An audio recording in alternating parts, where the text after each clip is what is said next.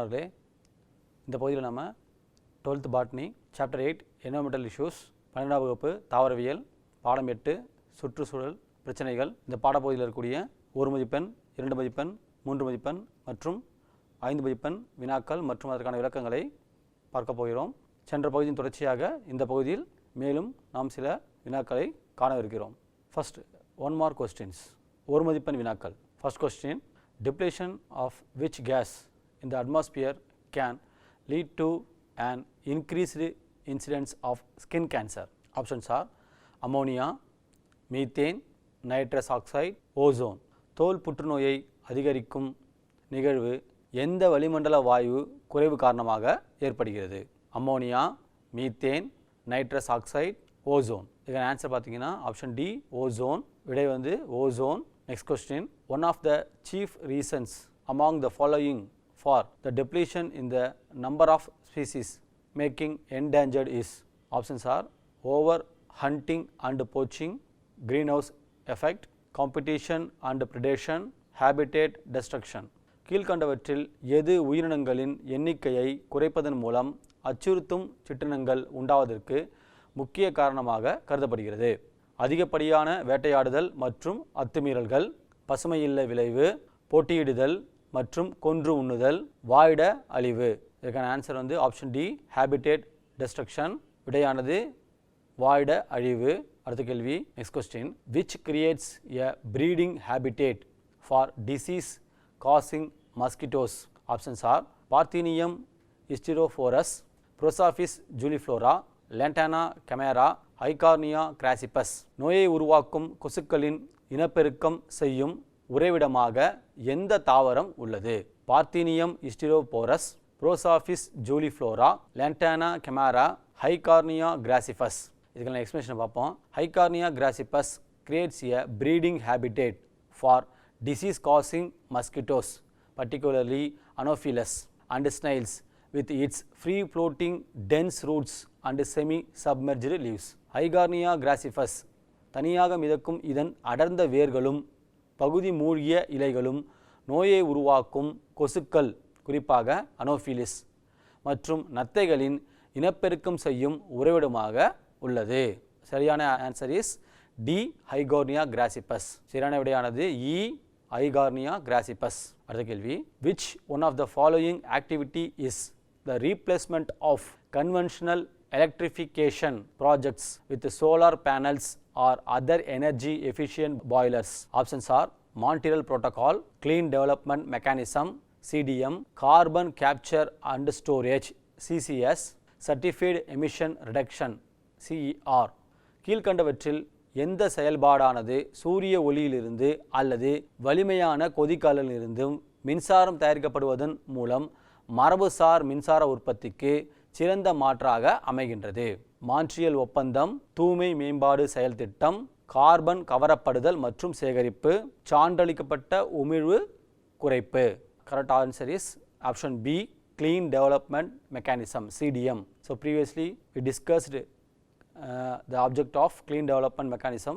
இதுக்கான சிறந்த விடை வந்து ஆ தூய்மை மேம்பாடு செயல் திட்டம். முன்னர் வகுப்பில் தூய்மை மேம்பாடு செயல் திட்டத்தினுடைய நோக்கங்களை நாம் பார்த்திருக்கிறோம். அடுத்தது 2 mark questions, 2 மதிப்பெண் வினாக்கள். First question, what is Dobson unit? So DU is the unit of measurement. DU means Dobson unit. DU is the unit of measurement for total ozone.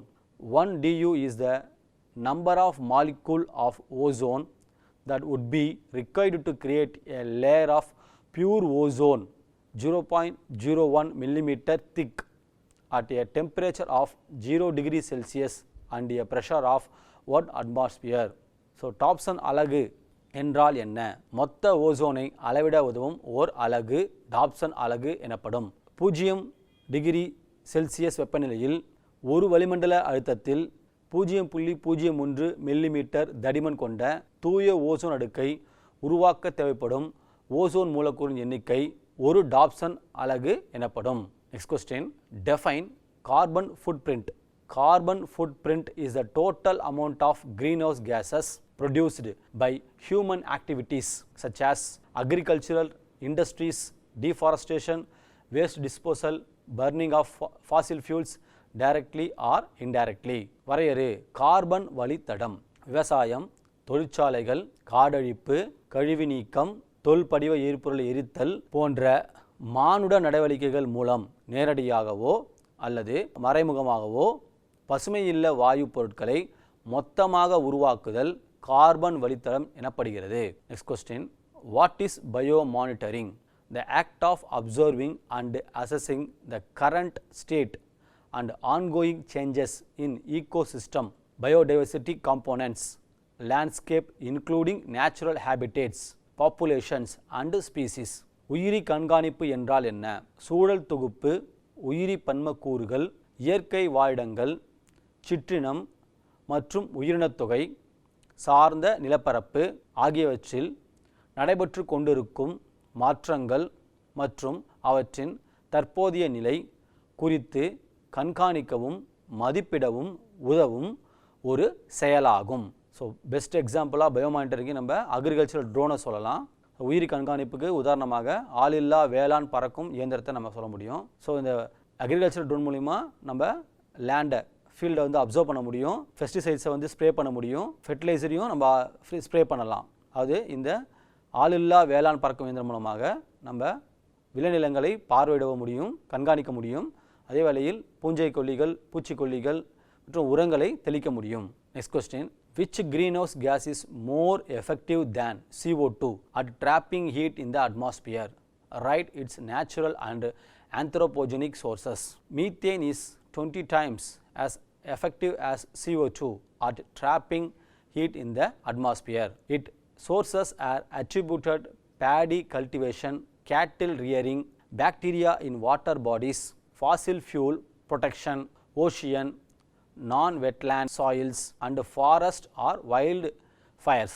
எந்த பசுமையில்ல வாயு CO2வை காட்டிலும் அதிகமாக வெப்பத்தை வளிமண்டலத்தில் கூட்டுகிறது? அதனுடைய இயற்கை மற்றும் மனித இனம் சார்ந்த மூலங்களை எழுதுக.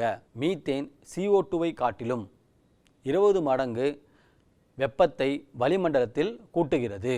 நெல் பயிரிடல், கால்நடை வளர்ப்பு, நீர்நிலைகளில் வாழும் பாக்டீரியங்கள் மற்றும் தொல்லுயிர் படிம எரிபொருட்களின் உற்பத்தி, கடல், ஈரத்தன்மையற்ற நிலம், காட்டுத்தீ வாயிலாக மீத்தேன் உருவாகிறது.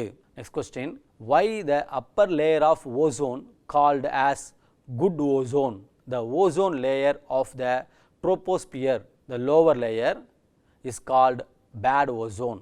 The ozone layer of stratosphere, the upper layer, is known as good ozone because this layer acts as a shield for absorbing the UV radiation coming from the sun, which is harmful for living organism.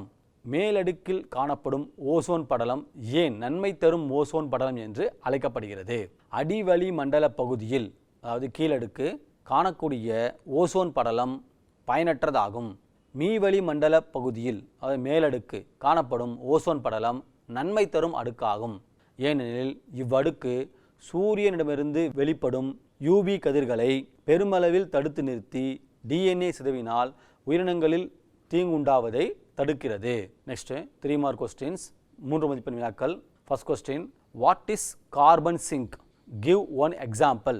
Any system having the capacity to accumulate more atmospheric carbon during a given time interval than releasing CO2.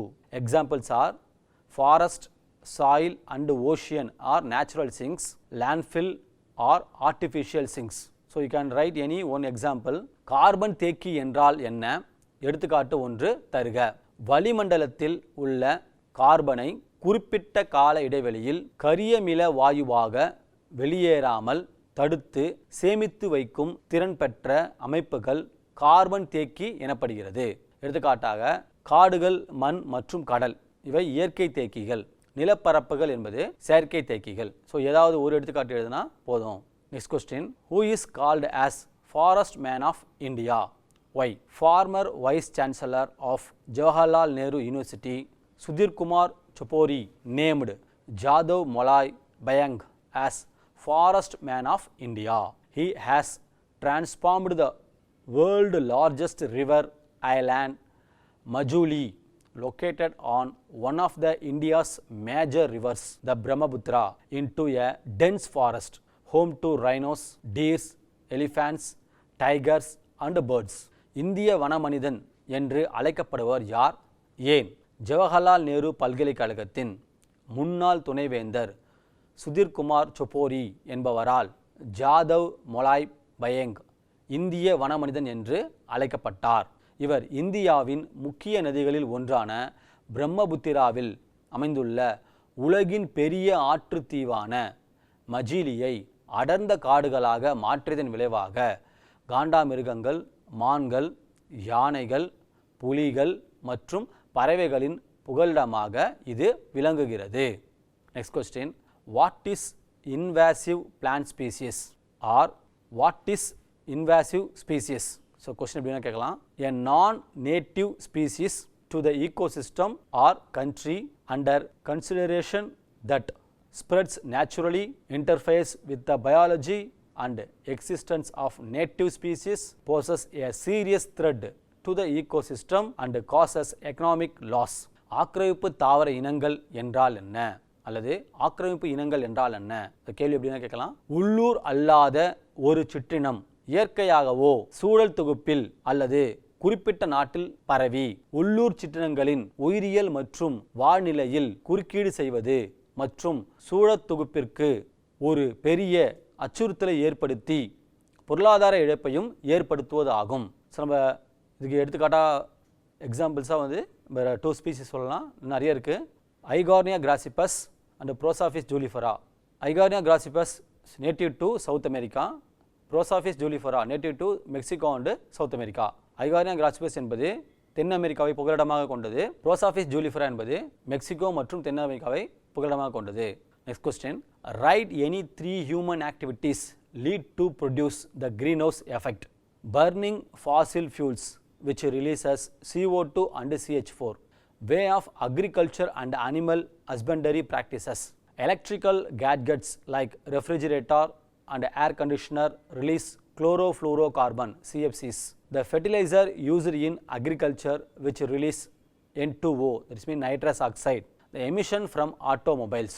பசுமையில்லை விளைவை உண்டாக்கும் மனித செயல்பாடுகள் ஏதேனும் மூன்றினை எழுதுக.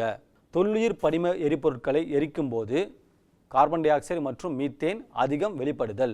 வேளாண் மற்றும் கால்நடை வளர்ப்பு போன்றவற்றின் செயல்முறைகளில் மாற்றங்களை உண்டாக்குதல். குளிர்சாதன பெட்டி, காற்று குளிர்பான்கள் போன்ற மின்னணு சாதனங்களிலிருந்து chlorofluorocarbon வெளியேறுதல்.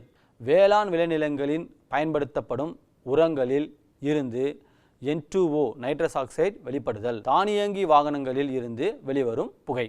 Next question, write the major activities of forestry extension centres.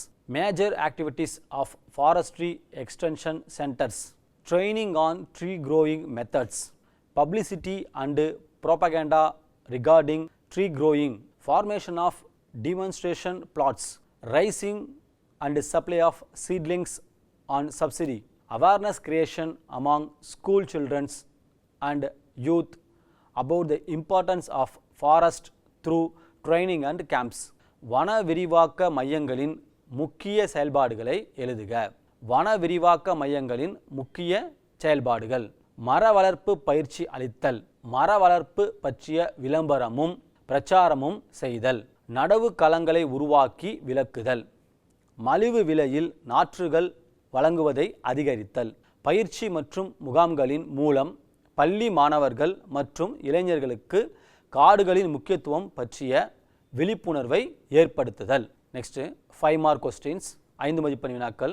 First question, right any 5 practices to reduce carbon footprint CFP.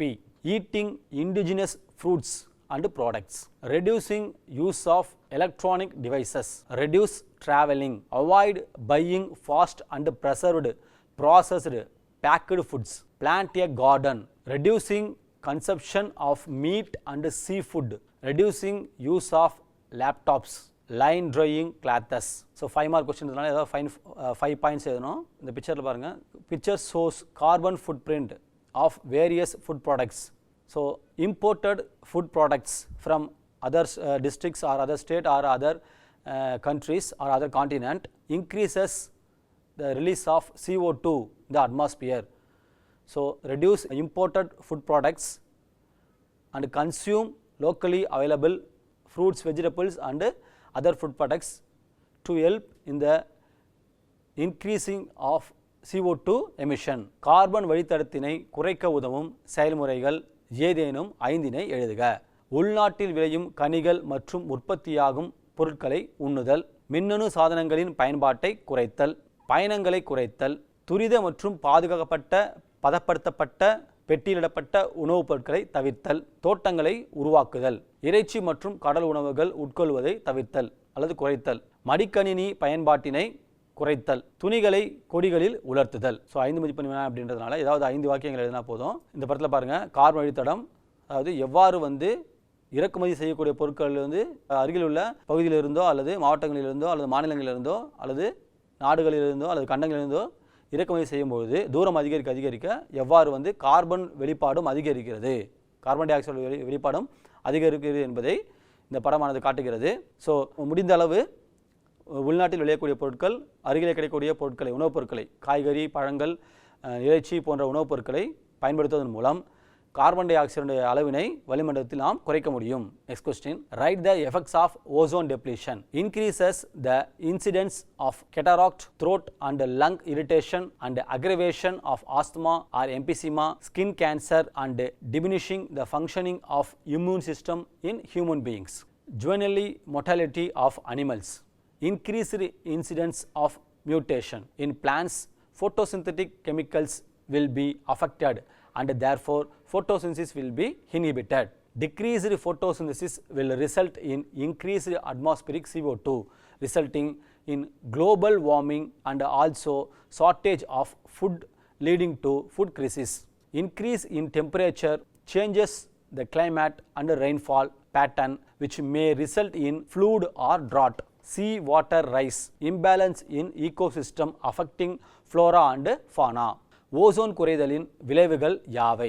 Ozone குறைதலின் விளைவுகள் கண்ணில் புரை உண்டாதல், தோல் புற்றுநோய் அதிகளவில் தோன்றுதல், மனிதனின் நோய் எதிர்ப்பு சக்தி குறைந்து விடுதல், இளமை காலங்களிலேயே விலங்கினங்கள் மடிந்து போதல், சடுதி மாற்றங்கள் அடிக்கடி ஏற்படுதல், ஒளிச்சேர்க்கை வேதிப்பொருட்கள் பாதிக்கப்பட்டு அதன் மூலம் தாவரங்களின் ஒளிச்சேர்க்கை தடைப்படுகிறது.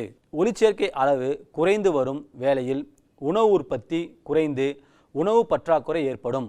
மேலும் வளிமண்டலத்தில் CO2 அளவு அதிகரித்து புவி வெப்பமடையும். வெப்பநிலை அதிகரிக்கும் பொழுது வானிலை, மழைப்பொழிவு போன்ற காலநிலையில் மாற்றம் ஏற்படும். இதன் விளைவால் வெள்ளப்பெருக்கு அல்லது வறட்சி, கடல் மட்டம் உயர்தல் போன்றவற்றால் சூழல் மண்டலங்கள் நடுநிலைத்தன்மை இழந்து தாவரங்களும் விலங்குகளும் பாதிப்புக்குள்ளாகும். அடுத்த கேள்வி, right any 5 objectives of afforestation. Objectives of afforestation: to increase forest cover, planting more trees increases O2 production, that means oxygen production and air quality. Rehabilitation of degraded forest to increase carbon fixation and reducing CO2 from atmosphere. Raising bamboo plantation, mixed plantation of minor forest produce and medicinal plants, regeneration of indigenous herbs or shrubs, awareness creation, monitoring and evaluation to increase the level and availability of water, table or groundwater, to reduce nitrogen leaching in soil and nitrogen contamination of drinking water, nature aided artificial regeneration. புதிய காடு வளர்ப்பின் நோக்கங்களில் ஏதேனும் 5 எழுதுக. புதிய காடு வளர்ப்பின் நோக்கங்கள்: காடுகளின் பரப்பளவை அதிகரித்தல், அதிக மரங்களை நடவு செய்தல், ஆக்சிஜன் உற்பத்தியை அதிகரித்தல் மற்றும் காற்றின் தரத்தை உயர்த்துதல், வளம் குன்றிய காடுகளை புனரமைப்பதனால் கார்பன் நிலைநிறுத்துதலை அதிகரித்தல் மற்றும் வளிமண்டல கார்பன் டை ஆக்சைடை குறைத்தல், மூங்கில் தோட்டங்களை வளர்த்தல், சிறிய வனவள பொருட்கள் உற்பத்தி மற்றும் மருத்துவ தாவரங்களை நடவு செய்தல், உள்ளூர் சிறு செடி அல்லது புதச்செடிகளை மீளுருவாக்குதல், விழிப்புணர்வு ஏற்படுத்துதல், கண்காணித்தல் மற்றும் மதிப்பீடு செய்தல், நீர்மட்டம் அல்லது நிலத்தடி நீர்மட்டத்தை உயர்த்துதல், மண்ணின் நைட்ரஜன் வழிந்தோடுவதையும் குடிநீரில் நைட்ரஜன் கலப்பதையும் குறைத்தல். இயற்கையின் துணை கொண்டு செயற்கை மீளுருவாக்கத்தை சாத்தியமாக்குதல். Next question, write the importance of geographic information system GIS.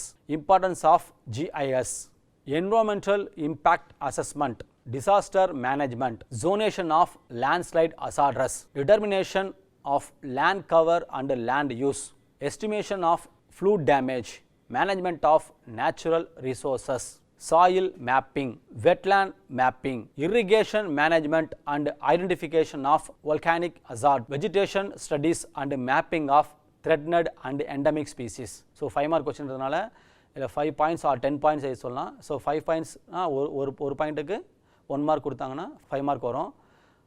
அதுவே 10 பாயிண்ட்ஸ் கேட்டாங்கன்னா each point getting of mark. So totally 5 marks. புவியியல் சார் தகவல் அமைப்புகளின் முக்கியத்துவங்களை எழுதுக.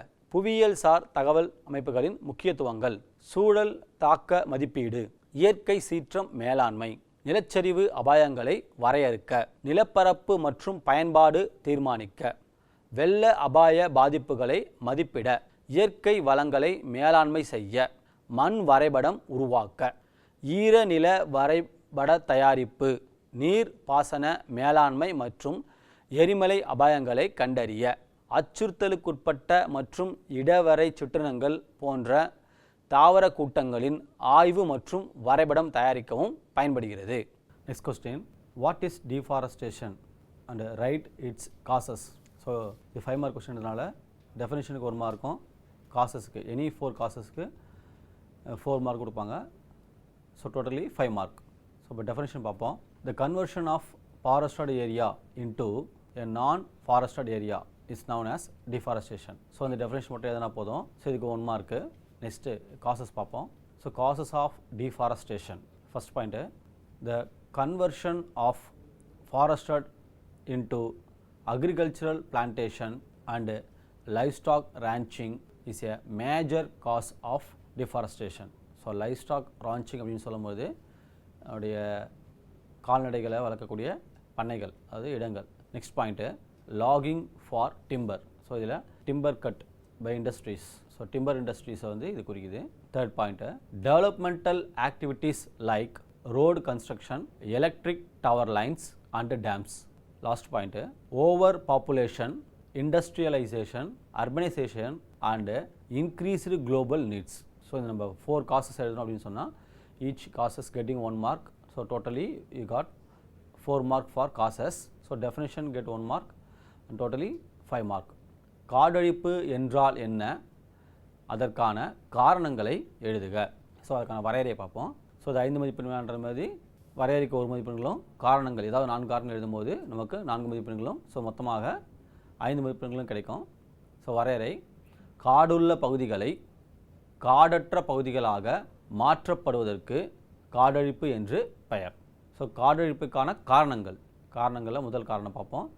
காடுகள் விவசாய தோட்டங்கள் மற்றும் கால்நடை வளர்ப்பு நிலங்களாக மாற்றப்படுதல் ஆகியன முக்கியமான காடழிப்பிற்கான காரணங்களாகும். ஸோ காடழிப்பில் முக்கியமான காரணங்கள் பார்த்திங்க அப்படின்னா விவசாயம் செய்வதற்காகவும் கால்நடைகளை வளர்க்கறதுக்காகவும் நம்ம காடுகளை அழிக்கிறது தான் முக்கியமான காரணமாக சொல்கிறோம். அடுத்து, மரத்துண்டுகளுக்காக வெட்டுதல். ஸோ முதல்ல சொன்னோம் இல்லையா, வுட் இண்டஸ்ட்ரீஸு, மரத்தொழிற்சாலைகளுக்காக நம்ம மரங்களை வந்து அதிகளுக்கு வெட்டுறோம். இது வந்து 2வது காரணம் காடழிப்புக்கான. அடுத்தது, சாலை மேம்பாடு, மின் கோபுரம் அமைத்தல் மற்றும் அணை கட்டுதல் போன்ற மேம்பாடு நடவடிக்கைகளுக்காக அழித்தல். ஸோ ரோடை வந்து எக்ஸ்டெண்ட் பண்ணுறோம், சாலையில் விரிவாக்குறோம் அப்படின்னு சொன்னால் அதுக்காகவும், ஏதாவது மின் கோபுரங்கள் அமைக்கிறோம் அப்படின்னா, இல்லை டேம் கட்டுறோம், கன்ஸ்ட்ரக்ஷன் பண்ணுறோம் அப்படின்னா அதுக்காகவும் என்ன செய்கிறோம், ஃபாரஸ்ட் ஏரியாவை அழிக்கிறோம், டெஸ்ட்ராய் பண்ணுறோம். லாஸ்ட் பாயிண்ட்டு, மக்கள் தொகை அதிகரிப்பு, தொழில்மயமாக்கம், நகரமயமாக்கல் மற்றும் அதிகரித்து வரும் உலகளாவிய தேவைகளுக்காக காடுகளை அழித்தல். ஸோ நீட்ஸ்க்காக, மக்களுடைய தேவைகளுக்காக தான் நம்ம என்ன செய்கிறோம், அப்படியே காடுகளை அழிச்சிக்கிட்டே போகிறோம். ஸோ மக்களுக்கு அதிகரிக்க நகரமயமாதல் அப்படின்றது மூலியமாக காடுகள் வந்து மேலும் அழிக்கப்படுகிறது. Next question, explain carbon capture and storage, CCS. Previous செஷனில் வந்து நம்ம CCS பற்றி, அதாவது கார்பன் ஸ்டோரேஜ் அண்ட் கேப்சர் பற்றி பார்த்துருப்போம். இப்போ எக்ஸ்ப்ளனேஷன் கேட்குறாங்க. ஸோ 5 மார்க் கொஸ்டின் இருந்தாலும் ஏதாவது நம்ம 5 பாயிண்ட் எழுதணும். So each point getting 1 mark means totally you got 5 mark. So first point பார்ப்போம். Carbon capture and storage is a technology of capturing carbon dioxide and injects it deep into the underground rocks to a depth of 1 kilometer or more. So அண்டர்கிரவுண்டில் 1 kilometer or more டெப்த்தில் நம்ம கார்பனை capture பண்ணி அதை store பண்ணுறது தான் இதோட technology. Next point, it is an approach to mitigate global warming by capturing CO2 from large point sources such as industries and power plants and subsequently storing it instead of releasing it into the atmosphere. So the carbon capturing and storage அப்படின்றது the long term process. So atmospheric carbon டை ஆக்சைடை capture பண்ணி நம்ம global warming reduce பண்ணுறதுக்காக அதை store பண்ணுறோம். Next point, various safe sites have been selected for permanent storage in various deep geological formations, liquid storage in the ocean and solid storage by reduction of CO2 with metal oxide to produce stable carbonates. Last point, it is also known as geological sequestration, which involves injecting CO2 directly into the underground geological formations. விளக்குக carbon கவரப்படுதல் மற்றும் சேமிப்பு. இது 5 மதிப்பெண் வினா அப்படின்றதுனால நம்ம ஏதாவது 5 வாக்கியங்கள் எழுதணும். ஸோ ஒவ்வொரு வாக்கியத்துக்கும் 1 மதிப்பெண்கள் வீதம், மொத்தமாக 5 மதிப்பெண்கள் கிடைக்கும். கார்பன் கவரப்படுதல் மற்றும் சேமிப்பு என்பது வளிமண்டலத்தின் கார்பன் டை ஆக்சைடை உயிர் தொழில்நுட்பம் மூலமாக கைப்பற்றி 1 கிலோமீட்டர் அல்லது அதற்கு கீழான ஆழத்தில் உள்ள நிலத்தடி பாறைகளுக்கு இடையே உட்செலுத்தி சேமிக்கும் முறையாகும். நீட் போன்ற போட்டித் தேர்வுகளிலிருந்து கேள்விகள் வரலாம், கொஸ்டின்ஸ் கேட்டிருந்தாங்க ப்ரீவியஸ் இயரில். ஸோ இது நல்லா இம்பார்ட்டன்ஸ் கொடுத்து படிக்கணும். செகண்ட் பாயிண்ட், பெரும் மூலங்களான தொழிற்சாலைகள் மற்றும் மின் ஆலைகளிலிருந்து வெளியேற்றப்படும் கார்பன் டை ஆக்சைடு வளிமண்டலத்திற்கு விடாமல் இறுதியாக சேமித்தல் மூலம் புவி வெப்பமடைதலை மட்டுப்படுத்தும் ஓர் அணுகுமுறையாகும். தேர்ட் பாயிண்ட்டு, பல்வேறு ஆழ்ந்த புவியியல் அமைப்புகளில் நிலைத்த சேமிப்பிற்காக பல பாதுகாக்கப்பட வேண்டிய இடங்கள் இதற்காக தேர்வு செய்யப்பட்டுள்ளன. பெருங்கடலில் திரவ சேமிப்பாகவும் உலோக ஆக்சைடை பயன்படுத்தி கார்பன் டை ஆக்சைடை குறைத்தல் மூலம் திடமான கார்பனேட்டாக மாற்றி உலர் அல்லது திட சேமிப்பாக சேமித்து வைக்கப்படுகிறது. இது புவியியல் சேகரிப்பு என்றும் அறியப்படுகிறது மற்றும் நிலத்தடி புவியியல் அமைப்புகளில் கார்பன் டை ஆக்சைடை நேரடியாக உட்செலுத்துதலை உள்ளடக்கிய முறையாகும். இப்பகுதியில் நாம் சுற்றுச்சூழல் பிரச்சனைகள் என்விரான்மெண்டல் இஷ்யூஸ் என்ற பாடத்திலிருந்து 1 மதிப்பெண், 2 மதிப்பெண், 3 மதிப்பெண் மற்றும் 5 மதிப்பெண் வினாக்களில் முக்கியமான வினாக்களும் அதற்கான விளக்கங்களையும் கற்றறிந்தோம். இந்த வாய்ப்பினை பயன்படுத்தி தேர்விலே நன்றாக படித்து எழுதி நல்ல மதிப்பெண்கள் பெற அனைவரையும் கல்வி தொலைக்காட்சியின் சார்பாக வாழ்த்துகிறேன்.